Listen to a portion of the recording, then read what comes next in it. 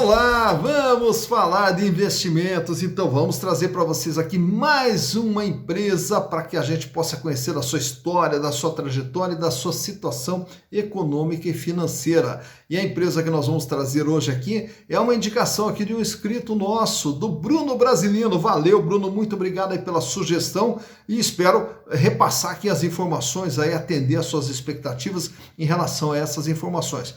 Mas caso você queira também análise de alguma empresa, história de alguma empresa, manda pra gente. Manda a sugestão aqui no canal Silas Degraf.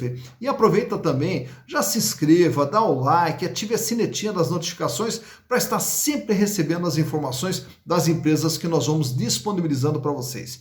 E a empresa que nós vamos analisar hoje é uma empresa que já foi analisada aqui no canal há um tempo atrás, né? E aí, naturalmente, me pediram até, o Bruno me pediu essa análise, até porque a situação das ações vem sofrendo bastante. Ao longo desses últimos meses aqui, as ações dessa empresa vêm apanhando bastante. Então, vamos conhecer o que está acontecendo com ela.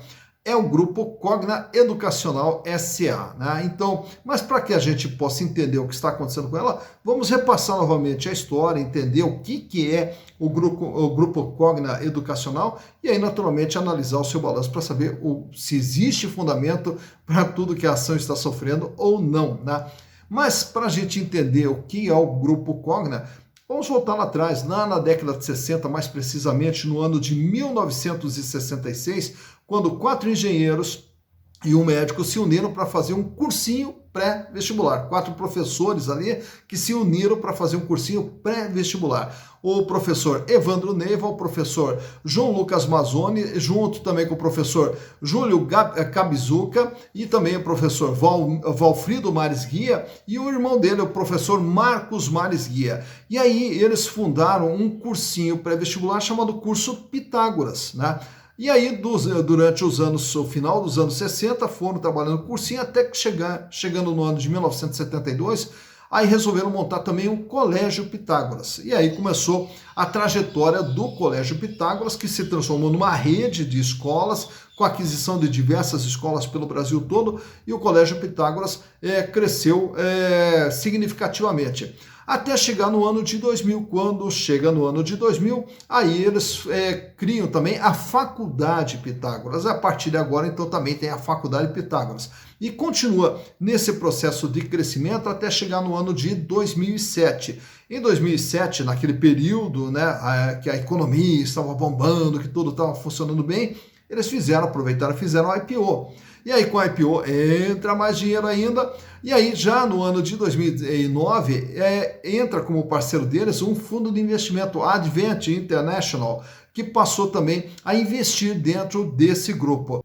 E aí nesse ano também que fizeram o IPO, acabaram daí já trocando o nome de Pitágoras, passaram a trabalhar com o nome de Croton Educacional. E aí passou a trabalhar com o nome de Croton Educacional.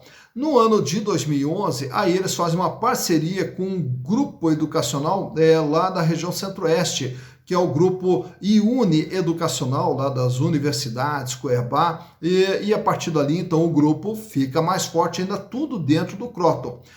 Só que na vinda da IUNI nessa parceria, aí aparece um nome importante na história do Croton e agora da Cogna, que é o do professor Rodrigo Galindo. Rodrigo Galindo, que era filho do fundador da IUNI, ele que já tocava todo o grupo IUNI, e ele passou a ser o presidente do Croton Educacional. E aí, através do seu arrojo também, começou uma série de aquisições. E aí as aquisições vieram numa sequência. Unopar, né, adquiriram a Uniaselv.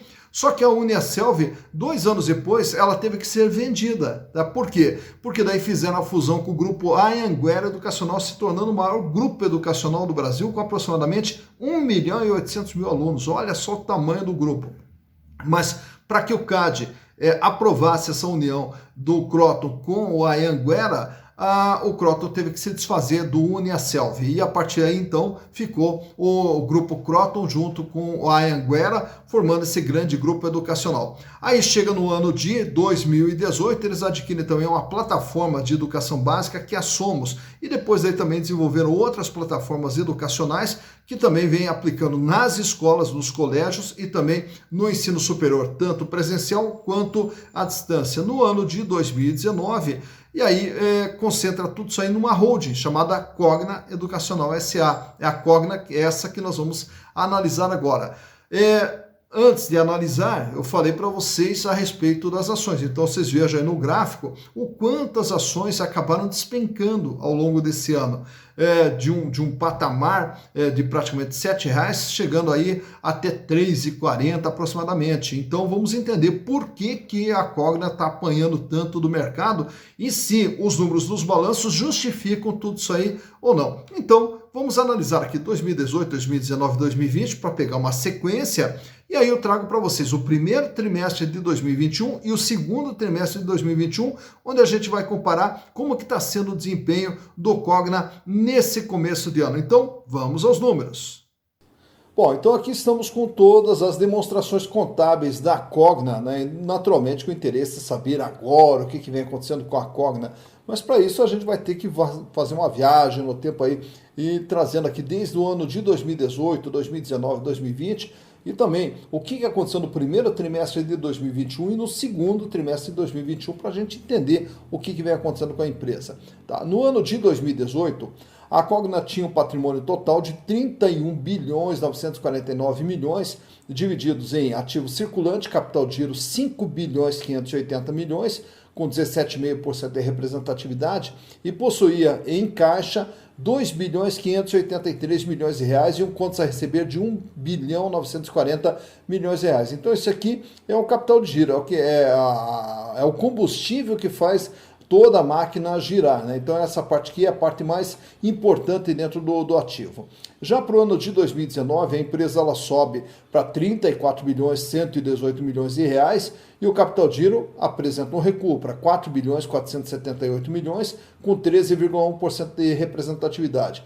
Repare aqui que o volume de dinheiro em caixa cai do ano de 2018 para 2019, fecha com 825 milhões e aumenta aqui o contas a receber para 2 bilhões 586 milhões de reais. Já para o ano de 2020, o patrimônio da Cogna acaba sofrendo aqui um encolhimento para 30 bilhões 783 milhões, porém o capital de giro ele é reforçado, ele vai para 9 bilhões 272 e passa a atingir aqui um patamar de 30% de representatividade. Melhora aqui o caixa, né, entra mais dinheiro no caixa da empresa, 4 bilhões e 100. O contas a receber apresenta uma queda para 1 bilhão 876 milhões. Tá? Isso tudo no ano de 2020, lembrando que 2020 é o ano da pandemia, o ano onde todas as instituições de ensino tiveram que ficar fechadas ou trabalhando de forma remota, né? Claro que no caso da Cogna, ela tem todos os cursos em EAD, uma grande parte dos cursos em EAD, o que mantém a atividade econômica. No primeiro trimestre de 2021, aí o patrimônio recua mais um pouquinho para 29 bilhões 801 e o capital de giro ele também apresenta uma retração indo para 8 bilhões 397 milhões. Diminui um pouco do volume de dinheiro em caixa, cai para 3 bilhões 480 e o contas a receber aqui fecha em 1 bilhão 729 milhões de reais.